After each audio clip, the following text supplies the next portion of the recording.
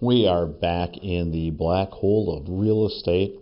And for those of you that are not condo buyers or Airbnb buyers that are looking for that little beach house, today's show is for you. This is your host, Ron Wysakarski, for the black hole of real estate. You know, one of my favorite type of properties to look at is a beach bungalow. And while it's not the multi-million-dollar waterfront property or a riverfront property with docks and movie theaters and rooms, they have this certain charm to them which really lures me in personally. Some of them are super small, 1 or 2 bedrooms, 1 or 2 bathrooms, and just little boxes, but they're unique and they're quirky and they have their own character and charm to it. And I thoroughly enjoy these type of properties, whether it's looking at them for purchase or to show them to buyers that I work with. When I get the chance to work with sellers of these beach properties, my first question is, why would you give this up? And the next thing is, where are you going next? What's changed? And, some they've had their fill, they're moving back to a different place. Others, they're looking for the next adventure and the next one that they might renovate or restore. So a couple things about beach properties, especially the beach bungalows that I look at. Let's just start with the age. A lot in the area that I serve could be 50, even 100 years old. And the construction was, different back then. So we need to, give some thought to what that looks like as far as the type of conditions, inspections, and things that might take place throughout the transaction.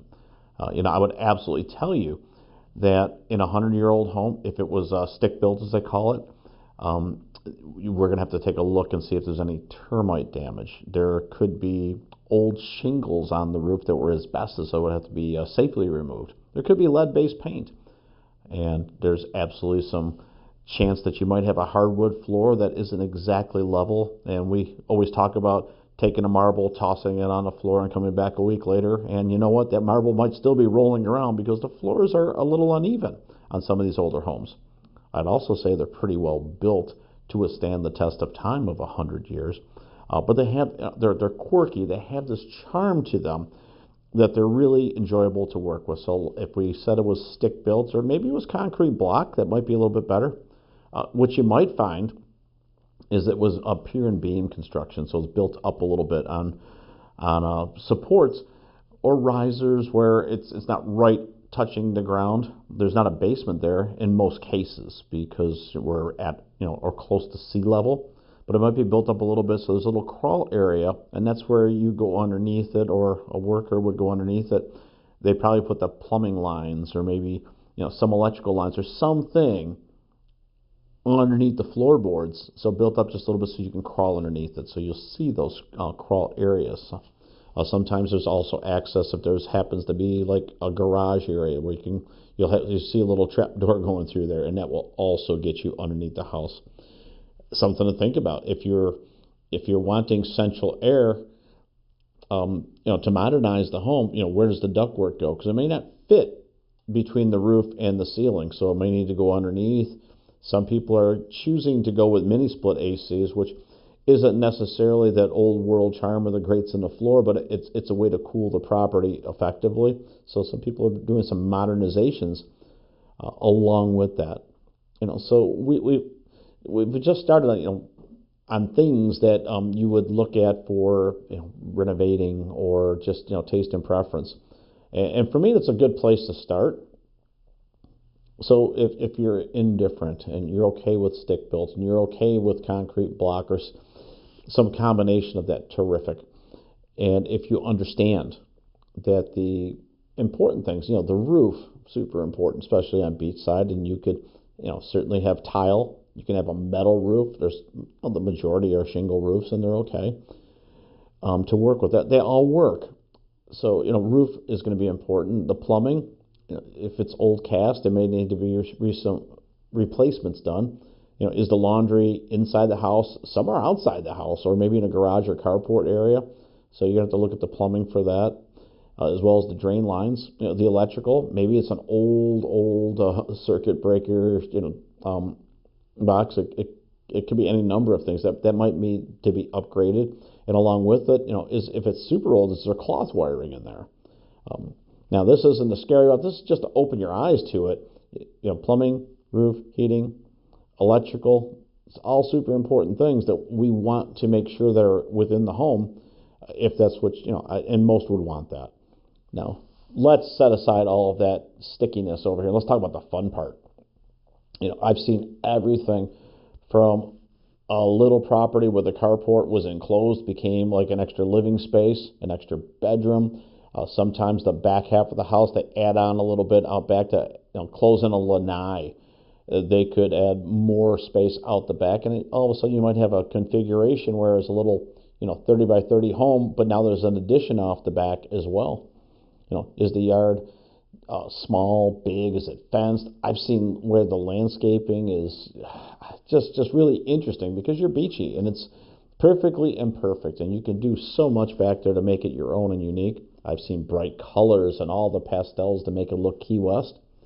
There's really not a limit to what you might do to the beach house. The fun part is just going through and walking through and seeing what people have done over the years and letting your imagination run wild to what you could possibly do with it and where you could take that to the next level. And so if you are looking for a home that's a project and you want to put your fingerprints all over it and you want to make it beachy themed or Key West themes or something different, you get all these options. I was in one today. It was a split level, and when you walk in, kitchen wasn't super big, but there was a fireplace in the living room, and there was a walkout deck to a fenced yard, and there was mature trees back there, so it was actually super private.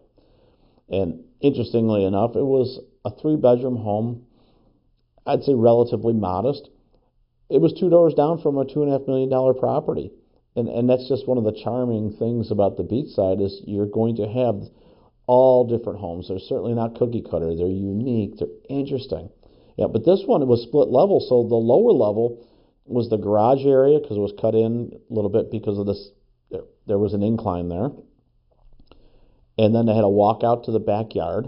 There was a wide stairway, probably like 5 feet wide, maybe 8 steps up, so super, super wide to walk upstairs. It was really interesting how that happened. But the fireplace that was in there, it really captivated. I was with clients, and they walked in. They loved the fireplace, and there was hardwood floors in there, and there was some modernization in there. The old school, yellow tile in the bathroom. It wasn't offensive. That they thought it was kind of interesting that it had the old tile in there, that nostalgic look to it. See, I'm painting this picture for you because it's a real thing on beachside that you never know what you're going to walk into once you get through the front door. I've been in properties where they've had the light blue, the sky blue tiles in there. I've seen pinks, I've seen purples, and avocado greens, and all these things that may not be on the palette charts today. But when you have this property, it's almost like a time capsule, and some people would absolutely want to restore that. And just to make a theme out of it, whether it's a house or maybe they're going to do an Airbnb out of that and rent it out. Those are super popular. If you have the ability in certain areas where it's allowed and you can do a theme house and bring you back to the 1950s, let's say, or something like that, people will actually seek those places out to rent them because of the nostalgia that's tied to it. Along with that, the beach homes, quite often you can walk to the beach, certainly bike to the beach. I know people that put golf carts in there and they golf cart to the beach. It's really not a limit to what you can do. And, maybe you can tell my excitement, and I almost feel like I'm wandering today, but anytime I talk about beach properties, I just get in this excited state where it is just so fun and so interesting to go to the properties. It's one of the reasons I'm in this business is I just enjoy those. My website actually mentions, the word beach and beach houses. You'll see a lot of that within the marketing that we have on the sales side. But what I want everyone to understand is that when you enjoy what you do, it's never like work. And we talk about, our real estate experiences being as easy as a day at the beach. If I was interested in a beach house and I didn't have one and I wanted to look at one, what would I be looking at right now? I would absolutely look at the type of construction, and if it was imperfect or needed some renovations and repaired, I would make sure that I had the ability to have insurance early in the process. There are people that pay cash and self-insure. I'm not sure that I'm ready for that, but I have done it that way. I'd also tell you that if you're financing, you're almost going to have insurance. It's something in place for your lender. It'd be a pretty extreme case if you didn't. So 4-point inspections is going to be important to me. Just so that whatever I'm doing, I'm covered as far as protecting it in the event that something goes sideways or a storm or an act of God happens. At least I've got some protection on that. But I'd be looking at a 2 or 3 bedroom home that's on a street of other unique beach homes that could be walkable to the beach, that could bike to the beach, and have an open palette where I can put some creativity into it, whether it's the landscaping outside or painting the exterior some interesting colors to make it fun and inviting. A fireplace would be fun to have inside of one because when the ocean breeze comes in, it does cool off. And enough kitchen space that we can navigate, even if it's not as big as a home that I might live in full time. Maybe it's just a getaway place or a beach house for the weekends.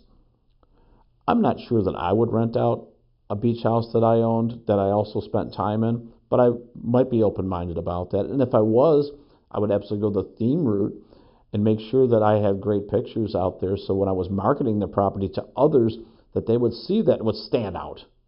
And like, hey, you know what, there's all these properties are about the same, but this one looks really cool, because that's what we do. When we go on vacation, we find the most interesting type of house that we may not own, but if we're going to be on vacation having fun, why be boring? So you can see that little beach house that has been in the back of your mind, that someday you're going to have that. Maybe I've just fueled that conversation for you just over the holidays, just to think about. And I think it's fun this time of year to just have those dreams and open mind to what the future might bring and what comes next. So I hope that you've enjoyed my little rambling on about beach houses today, and hopefully you realize right now just what a passion it is for me. So if you've got a story about a beach house, or maybe you want to send a picture over to me in the comments or privately, please do that. I'd love to see it. In the meantime, this is your host, Ron Wysakarski, for the Black Hole of Real Estate.